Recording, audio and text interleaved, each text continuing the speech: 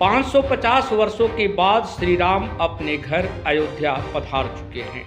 22 जनवरी को राम मंदिर का प्राण प्रतिष्ठा प्रधानमंत्री नरेंद्र मोदी के द्वारा किया जाएगा, जिसको लेकर देश ही नहीं विदेशों में भी काफ़ी हर्षोल्लास देखी जा रही है, जिसको लेकर स्थानीय संभावना आवासीय उच्च विद्यालय में राम धुन कार्यक्रम का आयोजन किया गया, जिसका उद्घाटन विद्यालय के निदेशक और प्राचार्य ने संयुक्त रूप से दीप प्रज्वलित कर की। इसके उपरांत राम दरबार पर पुष्पांजलि अर्पित करने के साथ ही विद्यालय के छात्र छात्राओं ने एक से बढ़कर एक भजन प्रस्तुत किए।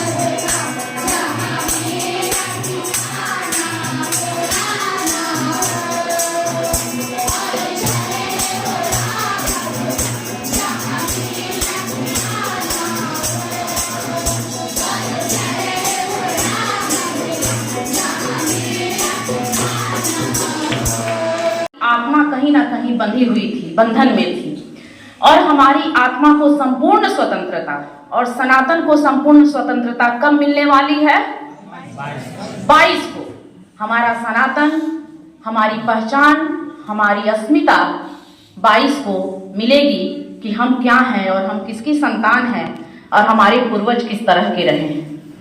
भारत सदैव वसुधैव कुटुंबकम की बात करता रहा है। पूरी सृष्टि हमारा परिवार है, हम इसी में जीते हैं। और भारत का इतिहास रहा है कि कभी भी हम लोगों ने किसी पे चढ़ाई नहीं की है। अपनी आत्मरक्षा के लिए ही हम लोगों ने हथियार उठाए। यह भारत की संस्कृति है और यह भारत का संस्कार है। और हमारे आदर्श, हमारे मर्यादा पुरुषोत्तम प्रभु श्री राम हैं, जो सिखाते हैं कि अगर बेटा हो तो कैसा हो, भाई हो तो कैसा हो, पति हो तो कैसा हो। और उसी रामायण में यह भी है कि पत्नी हो तो कैसी हो। क्योंकि अगर हमारा पति वन को जा रहा है तो हम अर्धांगिनी के रूप में हमें पति के साथ वन को भी जाना है और उन सारे कष्टों को उठाना है।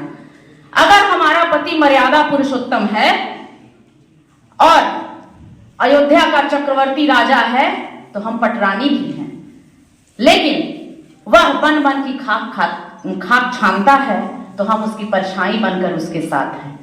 हमारा आदर्श और हमारा भगवान पुरुषोत्तम, मर्यादा पुरुषोत्तम श्री राम का चरित्र हमें ये सिखाता है। हमारी रामायण ये सिखाती है कि गुरु के साथ शिष्य का कैसा संबंध होना चाहिए। और लोग कहते हैं कि भारत में जाति प्रथा है, वह जाति प्रथा नहीं थी। धर्म सिखाया जाता है, पुत्र धर्म, ना कि हिंदू धर्म। पुत्र का धर्म कैसा होना चाहिए, पति धर्म कैसा होना चाहिए, भाई धर्म कैसा होना चाहिए। हम लोग कहते हैं बात बात में आपका धर्म क्या बनता है, तो धर्म से मतलब ये नहीं होता है कि हिंदू धर्म बनता है। अगर हम विद्यार्थी जीवन में हैं तो हमारा धर्म पढ़ना है, अगर हम शिक्षक जीवन में हैं तो हमारा धर्म पढ़ाना है, अगर हम राजनीति कर रहे हैं तो हमें यह देखना है कि हमारी प्रजा को कौन सी परेशानी आ रही है।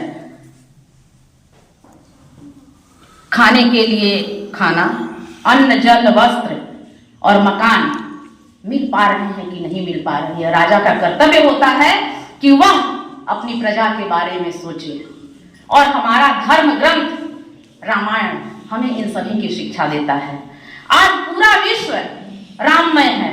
हम सभी सौभाग्यशाली हैं कि हम इस शताब्दी में जन्म लिए हैं और हम अपने मर्यादा पुरुषोत्तम प्रभु श्री राम को उस आंगन में पुनः प्रतिस्थापित होते हुए देख रहे हैं जहां पर उन्होंने जन्म लिया था।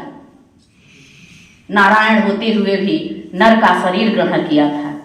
यह हम सभी के लिए अलौकिक दृश्य है और यह महसूस करने की चीज है, इसको शब्दों में हम बयान नहीं कर सकते हैं। तो वही मर्यादा पुरुषोत्तम की छवि को हम सभी अगर अपने जीवन में गढ़ लें, अपने जीवन में अपने कर्मों में उतार लें, तो फिर हम कहीं से भी विचलित नहीं हो सकते और जाहिर सी बात है कि हमारा भारत राम राज्य की ओर बढ़ चलेगा। हम सभी राम राज्य की ओर बढ़ चलेंगे। ऊंच नीच का कोई भी भेदभाव हमारा भारत नहीं करता है, हमारे इष्ट नहीं करते हैं। अगर करते तो सबरी के जूठे बेर खा पाते क्या? अगर करते तो जब उनका राज्याभिषेक हो रहा था तो निषाद राज को बुला सकते थे क्या? चक्रवर्ती सम्राट के पुत्र वह चाहते तो स्वर्ग से देवताओं को भी बुला सकते थे अपने दरबार में अतिथि के रूप में, लेकिन उन्होंने चुना निषाद राज को। यह हमें शिक्षा देता है कि विपरीत परिस्थिति में अगर आपका साथ कोई दिया है तो उसे आजीवन याद रखिए, भूलिए नहीं। यह नहीं कि आप जब धरातल पर हैं तो उसका उपयोग किए और जब आप शीर्ष पे पहुंच गए तो उसे नजर फिरा करके भी ना देखें, उससे पहचान ही मिटा लें कि हम तो तुम्हें जानते ही नहीं। क्या क्या कहूं, कहते हुए भावना जो है जागृत हो जाती है, आंखों में आंसू आ जाते हैं। रामायण पढ़ती हूं तो अविरल धारा आंसू। श्री राम की प्रतिमा का प्राण प्रतिष्ठा के लिए यम नियम के तहत प्रधानमंत्री नरेंद्र मोदी 12 जनवरी से ही एक समय के उपवास पर हैं। प्राण प्रतिष्ठा से 3 दिन पहले उनका व्रत और संयम ज़्यादा कठिन हो जाएगा। सूत्रों के अनुसार यम नियम और पूजा पद्धति के लिए पीएम मोदी 19 से 21 जनवरी तक पूर्ण रूप से फलाहार पर रहेंगे और प्राण प्रतिष्ठा के दिन यानी 22 जनवरी को पूर्ण उपवास पर रहेंगे।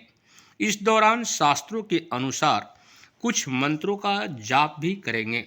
यम नियम के अनुसार प्राण प्रतिष्ठा से 3 दिन पहले सामान्य बिस्तर का त्याग कर लकड़ी की चौकी पर कंबल बिछाकर सोएंगे।